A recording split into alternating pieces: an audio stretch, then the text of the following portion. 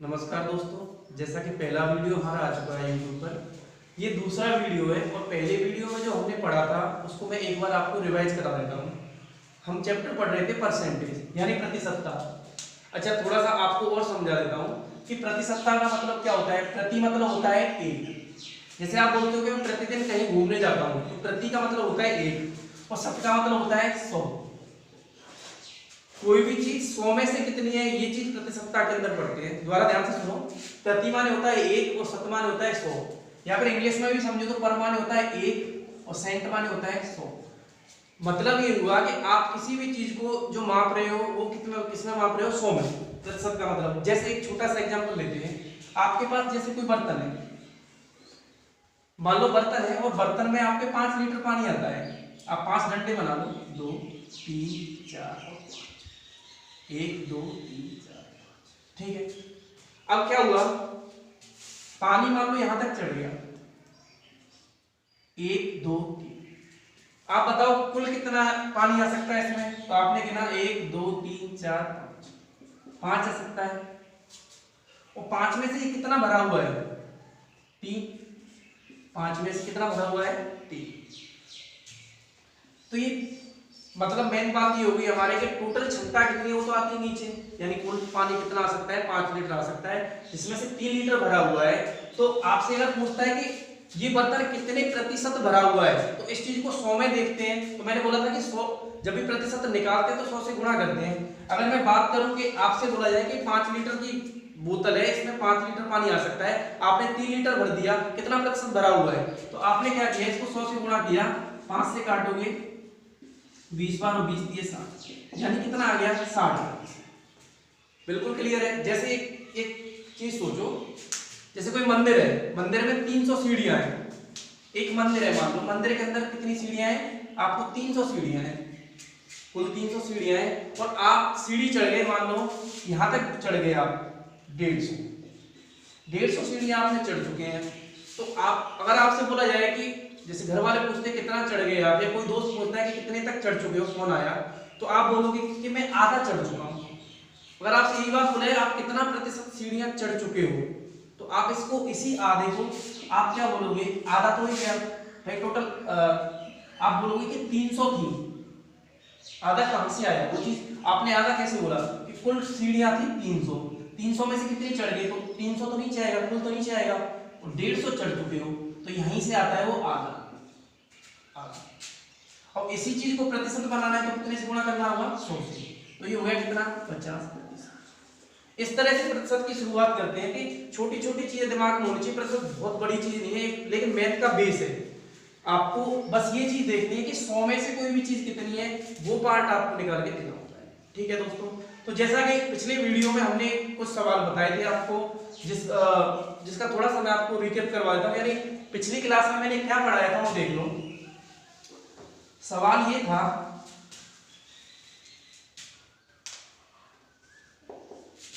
यदि ध्रुव की आयु ज्ञानेश से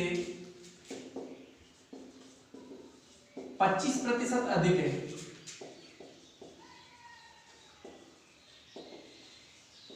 तब ज्ञानेश की आयु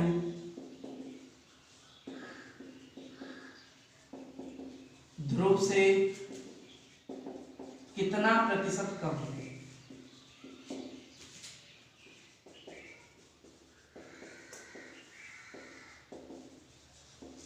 दोस्तों सवाल आपके सामने है, बिल्कुल 100। मैंने बोला था प्रतिशत यानी 100 पे आपको लेके चलना है कि कोई भी संख्या 100 में से कितनी है। तो आपने देखा कि एक ध्रुव है और एक है ज्ञानेश, तो आपने लिखा ध्रुव और ज्ञानेश, ठीक है। 25% अधिक है, तो देखो ज्ञानेश की आयु कितनी मान ली मैंने, माना 100 है। जिसका नहीं पता उसको 100 मान लो, और जिसका पता है, अब देखो ध्रुव की आयु कितनी है, 25% अधिक है। एक चीज मैं आपको बताऊं, 100 इसलिए मानते हैं, जैसे 100 का 10% कितना होता है, 10। 100 का 25% कितना होगा, 25। तो आप 100 में 25 जोड़ो तो ध्रुव की कितनी होगी, 125। तो आप मुझे बताओ कि ज्ञानेश की कितनी कम है। आप बताओ, क्या 25 कम है क्या? ध्रुव की 125 है, ज्ञानेश की 100 है, इसका मतलब ये कितनी कम है 25। तो प्रतिशत में कितनी कम है, तो 125/25 इंटू 100, क्योंकि हमेशा बेस ही रहेगा। 125 पे कम है, 125 पे कम है कितनी 25 इंटू कर दिया 100, 25 पंजे 125, 5 से गया 30। ये तो दोस्तों था बिल्कुल बेसिक। फिर मैंने आपको एक फॉर्मूला भी बताया था। फॉर्मूला ये था कि मैंने बोला था कि आप क्या कर सकते हो, इसको बहुत जल्दी करना है, तो x बटे में 100 प्लस माइनस x इंटू, यानी अपने पास एक ही डाटा है 25%। आपको कुछ नहीं सोचना है 25 बटे में। अच्छा अधिक है तो जोड़ना है और कम है तो घटाना है। प्लस माइनस का मतलब क्या है कि अधिक है तो जोड़ना है और कम है तो घटाना है। तो यहाँ पर क्या दे रखा है बताओ, अधिक। अधिक है तो आप जोड़ दो, 100 में 25 को जोड़ो, 100 प्लस 25 इंटू 100, तो 25 बटा 125 इंटू 100, 25 पंजे 125, 5 से। यानी इसी सवाल को करने का आपका ये दूसरा तरीका कि आप फॉर्मूले में रखकर भी कर सकते हो। आपको ज्यादा दिमाग और नहीं लगाना, आपको ये भी नहीं लिखना पड़ेगा कि यहाँ पे ध्रुव लिखो ज्ञानेश लिखो, कुछ नहीं लिखना, आपको डायरेक्ट कर सकते हो। अच्छा तीसरी बात ये है कि क्या इस सवाल को आप ऐसे तरीके, क्योंकि मैंने एक ही टाइप के सवाल बताए आपको, एक ही टाइप के सवाल बताए आपको, क्या इस सवाल को आप बिना पेन चलाए कर सकते हो क्या? हाँ बिल्कुल। मैंने आपको कुछ पिछले वीडियो में कुछ ऐसी संख्या दिखाई थी आपको ये कि एक भिन्न को परसेंटेज में कैसे चेंज करते हैं, भिन्न को प्रतिशत में चेंज करते हैं। मैंने आपको बताया था कि आपको जैसे 1/2, उसके बाद 1/3, 1/4, 1/5, तो पिछले वीडियो में आप देख सकते हो मैंने सारी भिन्न बताई हुई है। तो आप देखो, बस आपको कुछ नहीं करना है। ये 25% अधिक है तो कम वाला देख लो, इधर देखो 25% अधिक है और आपसे पूछा क्या है, देखो कितना कम है। कम है तो कम देख लो, अधिक पूछे तो अधिक देख लो। कम वाली देखो, अधिक वाली पूछता तो 33 से 1/3 होता आंसर, और कम वाली पूछ रहा है तो कितना हो जाएगा, तो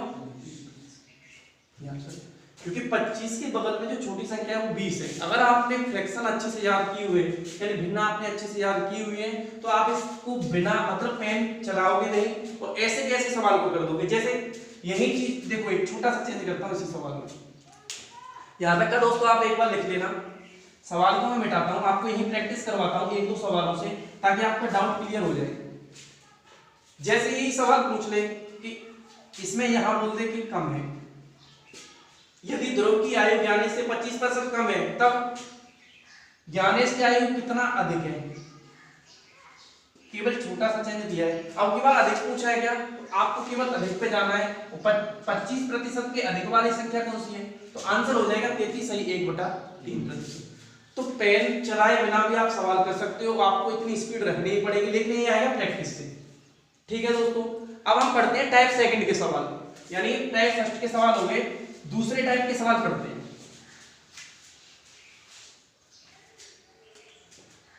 टाइप से, यदि आयत की लंबाई 10% बढ़ा दी जाए तथा चौड़ाई 20% कम कर दी जाए, तब क्षेत्रफल में प्रतिशत परिवर्तन ज्ञात करो। प्रतिशत परिवर्तन ज्ञात। दोस्तों सवाल एक बार फिर से समझ लो। सवाल ये है कि यदि आयत की लंबाई को 10%, देखो सबसे पहले तो 10% बढ़ा दिया है, चौड़ाई को 20% कम कर दिया है। सबसे पहले तो आयत क्या होता है वो देख लो। आयत देखो, आयत वो होता है जिसकी आमने सामने की भुजाएं बराबर होती है, उसको आयत बोलते हैं। आयत के अंदर एक होती है लंबाई और एक होती है चौड़ाई। जो भुजा लंबी है उसको तो बोल देते हैं लंबाई, ये तो होगी आपकी लंबाई, और ये वाली होगी आपकी चौड़ाई। ठीक है, आयत की थोड़ा बहुत जैसे हम मेंसुरेशन पढ़ेंगे एडवांस में, तो उसमें बताया जाएगा, लेकिन थोड़ा बहुत मैं आपको बता देता हूं कि यहाँ पर प्रत्येक कोण तो 90 डिग्री होता है, ये लंबाई होती है और ये होती है चौड़ाई। ठीक है दोस्तों, तो ये बस ये कहना चाह रहा है कि आपने लंबाई को 10% बढ़ा दिया, चौड़ाई को 20% कम कर दिया, तो इसका क्षेत्रफल। अच्छा क्षेत्रफल का फॉर्मूला क्या होता है, आयत का क्षेत्रफल होता है, यानी क्षेत्रफल होता है लंबाई इंटू चौड़ाई। अगर लंबाई को चौड़ाई से गुणा कर दिया है तो क्षेत्रफल निकलता है। ठीक है, अब आपने क्या किया, इधर देखो लंबाई इंटू चौड़ाई हो गई, तो आपने लंबाई और चौड़ाई। आपको बताओ कुछ दे रखा है क्या इसमें? ना तो आपको लंबाई दी गई और ना ही चौड़ाई दी गई। लंबाई चौड़ाई कुछ नहीं दिया, लेकिन मैंने बोला था कि प्रति सप्ताह में आपको मानना है 100। तो आपने क्या किया, लंबाई को भी कितना मान लिया 100 और चौड़ाई को भी कितना मान लिया 100। अगर लंबाई भी माना, मैंने मान लिया कि पहले आयत की लंबाई भी 100 थी और चौड़ाई भी 100 थी। या फिर एक काम कर सकते हो आप, चौड़ाई 100 ना मान करके, क्योंकि अगर 100 मानोगे वैसे मान सकते हो कि वो वर्ग बन जाएगा। वैसे अगर आप 100 की जगह पे इसको मान सकते हो, 50 भी मान सकते हो, ऐसे भी कर सकते हो। और 100 मानने में भी कोई प्रॉब्लम नहीं है। लेकिन एक सवाल आप ये बोल सकते हो कि सर ये तो वर्ग बन गया, आयत नहीं रहा। लेकिन प्रति सप्ताह में आपने ये चीज नेगेटिव नहीं करी है कि हमने बराबर इसलिए माना है क्योंकि ये प्रति सप्ताह है। हमें इससे मतलब नहीं है कि अब ये वर्ग है या आयत है या कोई भी सवाल है। सवाल ऐसे ही होना है क्योंकि आप 100 मानोगे उससे आपका सही आएगा। ठीक है, लंबाई और चौड़ाई, तो क्षेत्रफल कितना आ गया बताओ? क्षेत्रफल होता है लंबाई और चौड़ाई का गुणा। 100 का गुणा 100 से करोगे, देखो गुणा कैसे करते हैं। अब 1 का गुणा 1 से कर लो और 4 जीरो चुपका दो, 1 2 3 4। तो यानी पहले जो क्षेत्रफल था वो आ गया 10,000। अभी देखो, अब सवाल पढ़ो एक बार, लंबाई को कितना बढ़ाया है 10%। तो लंबाई जो 100 थी वो कितनी कर दी? जो नया क्षेत्रफल की बात करते हैं तो नया क्षेत्रफल जब भी आएगा जब आप चेंज करोगे। 10% बढ़ाया तो लंबाई होगी 110। चौड़ाई कितनी कम करिए बताओ? 20%। तो ये चौड़ाई होगी 80। तो जो नया क्षेत्रफल आएगा 11 8 8800। ठीक है दोस्तों, क्षेत्रफल में प्रतिशत परिवर्तन पूछ रहा है, यानी जो पहले क्षेत्रफल 10,000 था अब 8800 रह गया। बताओ कितना कम हो गया? कमी हुई है, कितने की हुई है बताओ? कमी हुई है 1200 की। और कितने पे हुई है? 10,000। कमी कैसे निकाली मैंने निकाला कि पहले क्षेत्रफल था 10,000 और उसमें से माइनस कर दो 8800, तो आपके 1200 की कमी हुई है 10,000 पे। और इसी को प्रतिशत कमी निकालना है तो आपको 100 से गुणा कर देना है। 2 जीरो से 2 जीरो 2 जीरो, तो ये 12% कमी आ गई। दोस्तों ये तो हो गया आपका मेथड वाइज। अगर इसी सवाल को अगर आपको जल्दी करना है तो आप कैसे करोगे? अगर इसी सवाल को आपको और जल्दी करना है तो आपको कुछ नहीं करना। देखो एक formula minus plus minus A plus minus B plus A B बटा। ये प्लस माइनस का चक्कर क्या है? मैंने पिछले सवाल में ही बताया था, अधिक है तो प्लस करो और कम है तो माइनस करो। ठीक है, यदि आयत की लंबाई कितनी बढ़ा दी 10%, तो अधिक है तो प्लस 10। चौड़ाई कितनी कम करिए बताओ? 20%। कम है तो माइनस 20 प्लस ए की जगह में वही 10 और बी की जगह पे क्या माइनस 20, क्योंकि कमी हो रही है तो माइनस का चिन्ह लगाओगे बटे में। दोस्तों काट लो, जैसे प्लस का 10 है और माइनस का 20 है। आप देखो तो ये माइनस का 20 है, वो बड़ा है माइनस की संख्या, तो यहाँ पर तो बचेगा आपका माइनस का 10। ठीक है, अब ये 0 से 0, ये 0 से ये 0, ये बचेगा आपका माइनस का 2, तो -12 आ गया। और माइनस का चिन्ह यहाँ पर ये शो करता है कि यहाँ पर कमी हो रही है, तो 12% कमी। दोस्तों मैंने कुछ नहीं किया, इसी सवाल को आपको जल्दी करना है। अगर इसी सवाल को आपको जल्दी करना है तो आपको ये चीज मेथड लगाने की बजाय आपको ये फॉर्मूला ध्यान रखना पड़ेगा, plus minus A plus minus B plus A B बटा 100। ठीक है, चलो ऐसा एक और सवाल देखते हैं।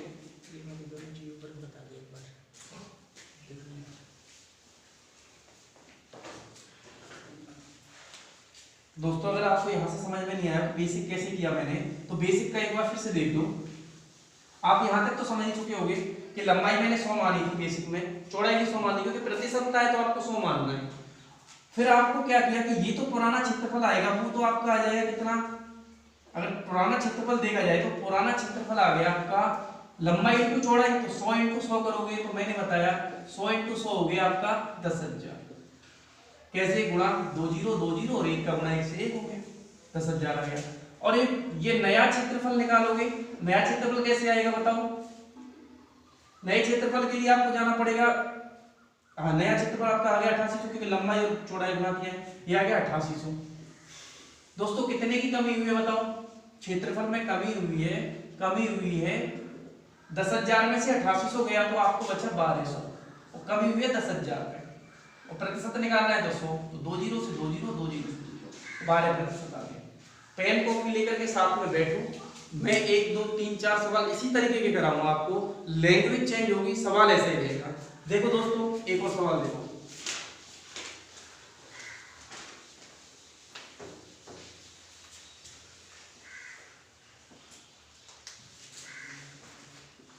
सिनेमा घर में, सवाल है सिनेमा घर में टिकटों का मूल्य 25% बढ़ने से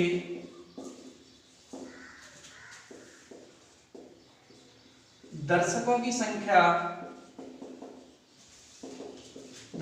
संख्या में 20% कमी आ गई।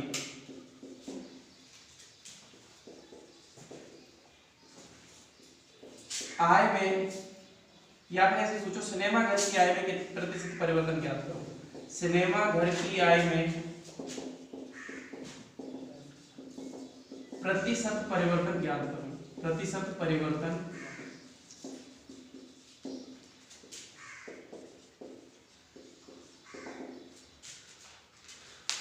देखो दोस्तों ऐसा होता है कि जैसे किसी भी चीज की आप मूल्य एकाएक बढ़ा दोगे, जैसे आपको टिकट 100 रुपए की मिल रही थी, अब 25% बढ़ गया तो 125 की मिलेगी। मैंने बोला था कि ये 100 तो मैं मानना है, प्रतिशत चल रहा है तो वहां पे 100 तो मानना ही है। अगर टिकट का मूल्य बढ़ गया तो आपको पता है कि वहां पर जो दर्शक है उनकी संख्या में कमी आ गई। अब ये जरूरी नहीं है कमी, हो सकता है कि अच्छी मूवी लगी है और टिकट की मूल्य भी बढ़ जाए, और ऐसा हो सकता है कि दर्शक भी बढ़ जाए। लेकिन इस सवाल के अनुसार ये है कि एक हुआ कि टिकट का मूल्य तो उन्होंने बढ़ा दिया 25%, ठीक है दोस्तों, और कमी क्या कर दी, अब कमी ये है कि दर्शक कम आने लगे कि यार टिकट महंगा है, हम इसको अफोर्ड नहीं कर सकते। तो इसीलिए अब ये पूछना चाह रहा है कि वो जो सिनेमा घर वाला था उसने ये काम अच्छा किया या गलत किया कि टिकट का मूल्य बढ़ा दिया, तो उसकी आय में क्या परिवर्तन हुआ, यानी आय बढ़ी या घटी। तो दोस्तों आपको कुछ नहीं करना है, मैंने जैसा कि अब देखो बेसिक से आपको करना है, बेसिक से मैं बताऊं आपको, एक सवाल बता दिया आपको, बेसिक से शो करना है, मैं आपको फॉर्मूले में रख के बताऊंगा। वैसे बेसिक से बताऊं, और एक सवाल और बता सकता हूं आपको, जैसे मान लो कि 100 रुपए का टिकट आ रहा था पहले, ठीक है, और आप मान लो कि 100 ही यात्री आ रहे थे, टिकट पहले ही आदत थी कि टिकट भी 100 रुपए का था और आपके पास जो दर्शक आ रहे थे वो भी 100 थे।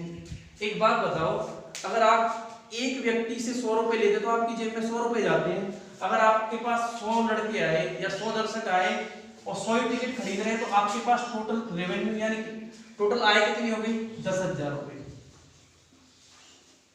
पहले जो उसकी आय थी वो 10,000 रुपए थी, अभी क्या हुआ, टिकट का मूल्य कितना हो गया बताओ, जो नई आय है, नया जो चेंज हुआ वो क्या है, नई आय। टिकट कितना बढ़ा, टिकटों का मूल्य 25% बढ़ा। एक बात बताओ, 100 रुपए की टिकट आती थी और कितने की हो गई, 100 का 25% होता है 25, तो टिकट हो गई 125 की, ठीक है। और 20% कमी किसमें हो गई, दर्शकों की संख्या में, यानी जहां पहले 100 दर्शक आ रहे थे अब कितने दर्शक आ रहे हैं आपके, 80। देखो जीरो, 125 का वैसे 8 से गुणा करते तो 1000 आता है, देखो कैसे आता है, 100 का गुणा 8 से करो तो 800 हो गया, और 25 8 200। देखो दोस्तों एक कैलकुलेशन की आपको बताऊं, आपको हर तरीके से तैयार होना है, कैलकुलेशन भी तैयार करनी है। जैसे मैंने बोला कि 125 को 8 से गुणा करते हैं तो कैसे करते हैं, एक काम करो 100 से गुणा करते हैं 8 का तो 800 आता है, पक्की बात है। फिर 25 का गुणा 8 से करके देख लो, 25 8 200, 800 में 200 जोड़ोगे तो 1000 आएगा। नहीं तो आप नॉर्मली गुणा तो कर ही सकते हो, जैसे 8 पंजे 40, 8 दूनी 16 4 20, 8 1 8 और 2 10। अब एक चीज बताओ दोस्तों, पहले भी उसकी आय कितनी थी, 10,000 रुपए, और नई आय भी 10,000 रुपए। इसका मतलब आपको जो आंसर देना है वो आएगा कि 0%, यानी ना तो उसकी आय बढ़ी है ना घटी है। तो जिस भी ऑप्शन में ये आंसर रहेगा कि ना कोई फर्क नहीं पड़ेगा, वही आंसर सही है। या प्रतिशत परिवर्तन क्या हुआ, तो ना बढ़ेगी ना घटेगी, ना बढ़ेगी ना घटेगी। दोस्तों फॉर्मूले में रख करके ये सवाल बहुत जल्दी किया जा सकता है। जैसे सवाल देखो, मेरे को कुछ नहीं करना है, सवाल देखना है। मैंने फॉर्मूला क्या लिखाया था आपको, plus minus A plus minus B, ये दूसरा तरीका है, सेकंड तरीका है, यानी दूसरे तरीके से कैसे कर सकते हैं, plus minus A plus minus B plus A B बटा 100। आप मुझे बताओ, वृद्धि बढ़ने पे प्लस का 25, ठीक है, घटने पे माइनस का 20, प्लस का 25 इंटू माइनस का 20 बटे में 100। ये प्लस का 25 है, माइनस का 20 है, तो प्लस का 5 बचा, प्लस 0 से 0, 2 से 5 बार 5 25, और ये आ गया आपका माइनस का 5। जब आप प्लस का 5 और माइनस का 5 जोड़ते हो तो क्या आएगा 0। यानी यहाँ से भी मेरा आंसर 0 आ रहा था कि पहले भी आया इतनी थी, और यहाँ से भी आंसर कितना आ रहा है 0। तो ना तो वृद्धि होगी आय में, ना क्या होगी कमी, पहले जितनी थी आय उतनी ही बनी रहेगी। चलो दोस्तों और सवाल देखते हैं।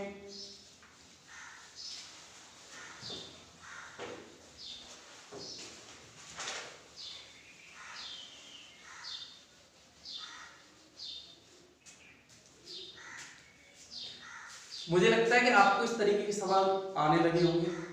अब मैं टाइप थर्ड के सवाल बताता हूं आपको। तीसरी टाइप के सवाल कौन से बनते हैं? टाइप थर्ड के सवाल देखो, टाइप थर्ड सवाल देखना। इस तीसरे तरह के सवाल हम ये बताते हैं कि कई बार ऐसा होता है कि छात्रों से संबंधित सवाल पूछे जाते हैं कि कोई छात्र इतने नंबर लाता है और इतने अंकों से फेल हो जाता है, बताओ परीक्षा का पूर्णांक कितना है, उत्तीर्णांक कितना है। चलो देखो सवाल ये है कि यदि किसी परीक्षा का उत्तीर्णांक उत्तीर्णांक 35% है, 35% है, कोई छात्र 40 अंक लाता है तथा 30 अंक से फेल हो जाता है, 30 अंक से अनुत्तीर्ण हो जाता है, अनुत्तीर्ण या फेल एक ही बात है, अनुत्तीर्ण हो जाता है, पूर्णांक ज्ञात कर। दोस्तों सवाल ये है कि कोई भी विद्यार्थी है जो परीक्षा के अंदर क्या होता है कि उसको 35% चाहिए पास होने के लिए, यानी आप किसी भी एग्जाम को दे रहे हो, आपको पता है कि अगर मैं यहाँ पे 35% लाता हूँ तो मैं पास हो जाऊंगा।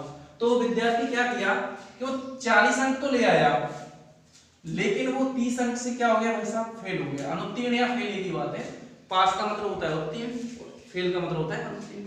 अब देखो 30 अंक से क्या हो गया अनुत्तीर्ण, तो आपको ज्यादा डाटा नहीं दे, आपको ये देखना होता है सवाल के अंदर पहले सोल्व करने का तरीका ये होता है, आप उसमें देखो डाटा क्या है और लैंग्वेज क्या है, क्योंकि आप एक ही लैंग्वेज के कई सारे सवाल देख लेते हो तो आपको केवल डाटा देखना है।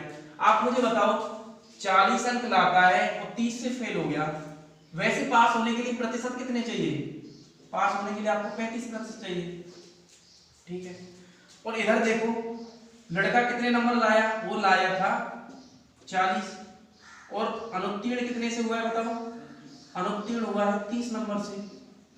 दोस्तों अगर वो 40 लाया और 30 से फेल हुआ है, अगर वो 70 नंबर ले आता, यानी 40 तो ले आया था, 30 और ले आता, यानी 70 आ जाते टोटल, तो ये पास हो जाता है, ठीक। इधर भी पास हो रहा है, इधर भी पास हो रहा है। जब भी कोई दो चीज बराबर होती है आप उनको बराबर कर सकते हो, यानी प्रतिशतता के हिसाब से तो 35% है और अंकों के हिसाब से कितना है 70। तो आप क्या करोगे कि 35% को कितने के बराबर रखोगे? 70 के बराबर, ठीक है। तो 1% कितना हो गया? 35 को बटे में ले जाओ, 70/35, 70/35। अब एक बात बताओ, किसी भी परीक्षा का पूर्णांक कितना होगा? मतलब एक बात बताओ, अगर आप 35% और पास होते हो तो आप उसमें अधिकतम कितने अंक ला सकते हो, कितने प्रतिशत ला सकते हो? 100%। भाई कहते 100 101% तो कुछ होता ही नहीं है, 100% आता है तो आपको पूर्णांक होगा 100%। तो 100 का मान निकालना है तो 1 में 100 से गुणा करते हैं तो 100 ही आता है, इधर भी 100 से गुणा कर दो, 70/35 35 दूनी 70 और 2 से ये आ गया 200, यानी दोस्तों उसका पूर्णांक था 200। अगर बोलता है कि कितने में बच्चा पास हो जाता है, कई बार वो छोटा सा सवाल पूछता है कि वो पास कितने को हो जाता, उत्तीर्णांक हो जाता आपका 70, ठीक है क्या?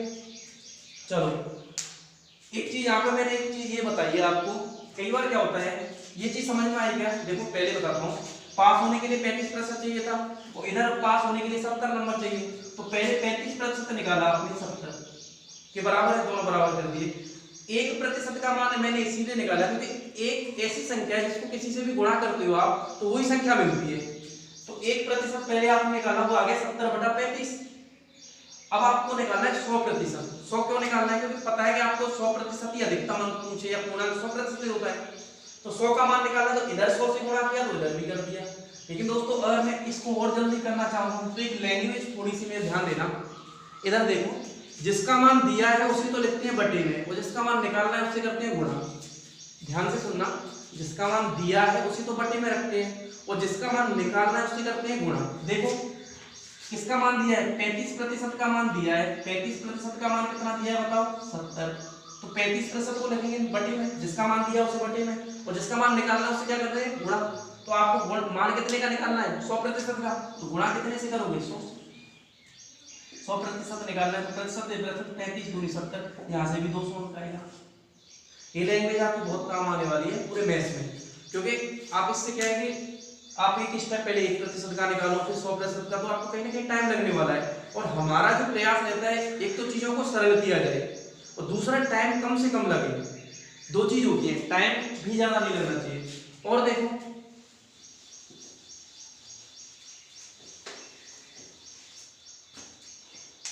सवाल है, यदि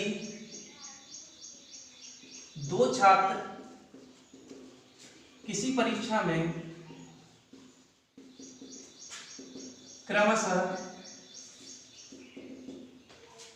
30% तथा 60% अंक प्राप्त करते हैं,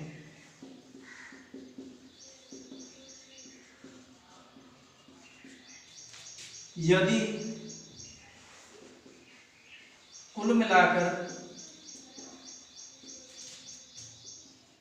दोनों के अंक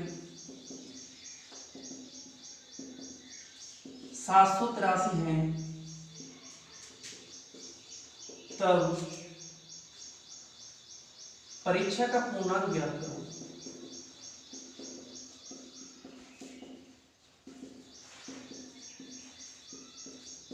तो सवालों की लैंग्वेज समझना बहुत जरूरी होता है। ये सवाल मैथ्स बहुत ज्यादा टफ नहीं है, लेकिन उसकी लैंग्वेज जो है वो समझ गया वो बहुत आसानी से कर सकता है।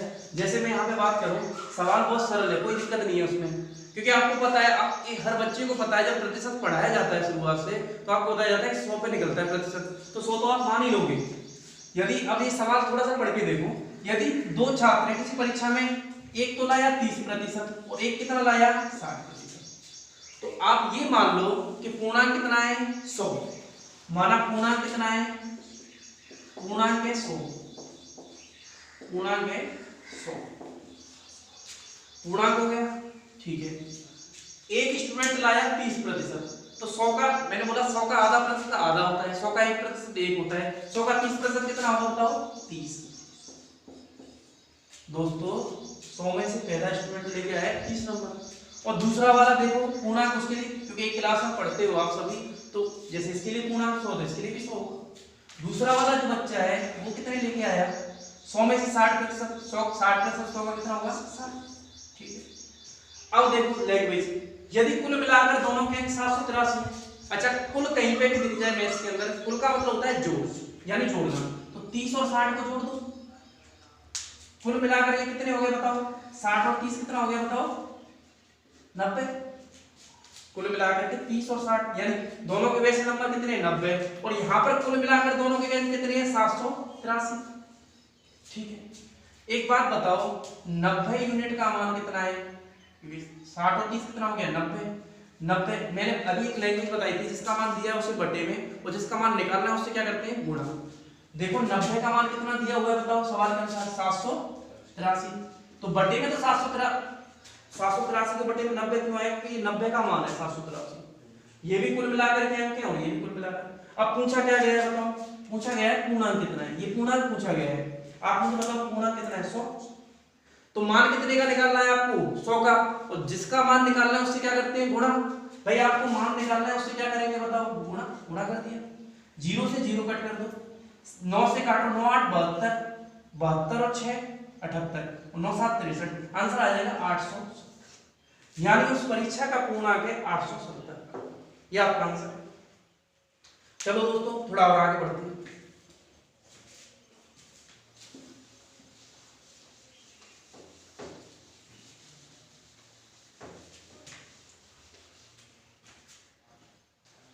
तीसरा सवाल है, यदि किसी परीक्षा में लड़कों तथा लड़कियों का उत्तीर्णांक क्रमशः 40% तथा 30% है। यदि लड़कों का उत्तीर्णांक 160 अंक है, तब लड़कियों का उत्तीर्णांक कितना होगा? लड़कियों का उत्तीर्णांक ज्ञात करो।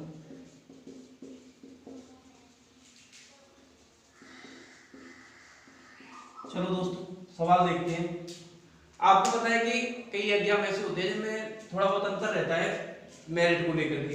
तो आपको यहाँ पे दिया हुआ है कि जैसे लड़के जो पास होते हैं वो तो 40% अंक पे होते हैं, और उसी एग्जाम में अगर लड़कियां 30% ले जाए तो पास हो जाएगी। ठीक है, कोई बात नहीं है। तो उत्तीर्णांक किसका दे रखा है बताओ? ये लड़कों का।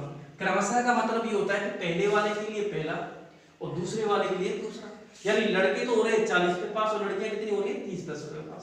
ठीक है, अब आगे आपको ये डाटा में काम करेगा कि लड़की का दे रखा है, लड़कों का। देखो जैसे लड़कों का उत्तीर्णांक कितना है? 160। लड़कों का 160 है, और यहाँ पर लड़कों का उत्तीर्णांक कितना है बताओ? 40%। एक बात बताओ, 40% का मान क्या आपके लिए 160 दे रखा है क्या? बिल्कुल, यहाँ पे लड़कों का, ये देखो लड़कों का उत्तीर्णांक है, और यहाँ पर भी लड़कों का 40% है। अब आपसे जो मान पूछा गया वो किसका पूछा गया बताओ? लड़कियों का। एक बात बताओ, लड़कियां कितने पास हो रही है? 30 पे। इसका मतलब जो मान पूछा गया वो 30 का पूछा गया। जिसका मान दिया था उसको तो मैंने बटे में रख दिया, और जिसका मान पूछा था उससे गुणा कर दिया। जिसका मान पूछा था उससे गुणा कर दिया। देखो प्रतिशत से प्रतिशत गया, 0 से 0, 4 चौका 16 और 4 3 12। यानी जिस एग्जाम में लड़के अगर 160 अंक में पास हो रहे तो लड़कियां कितने हो जाएंगी? 120।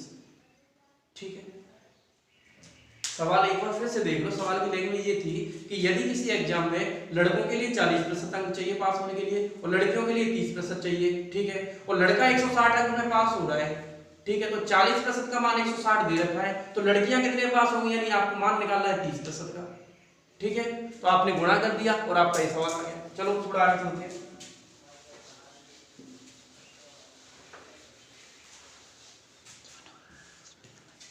ठीक है दोस्तों, अभी आपको इससे आगे के इसी टाइप के सवाल भी बताए जाएंगे नेक्स्ट वीडियो में। और थैंक यू।